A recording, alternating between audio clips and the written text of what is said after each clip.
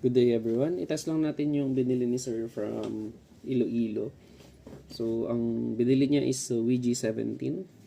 Bakit nakabukas na? Kasi pinapalitan ni Sir ng high impact roller. Ayan siya. Tsaka yung nozzle spring. Mas matigas na nozzle spring yung pinalit natin. So, ito yung stock roller tsaka yung nozzle spring. Babalik kay Sir.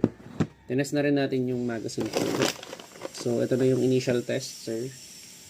5 shots.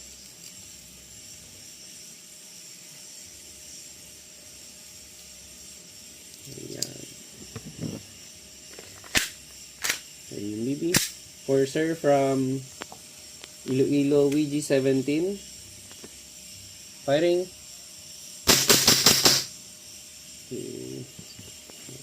Pag naubos yung BB, tanggal yung magazine, rock lang, then hammer down. Thank you very much, sir, from Iloilo.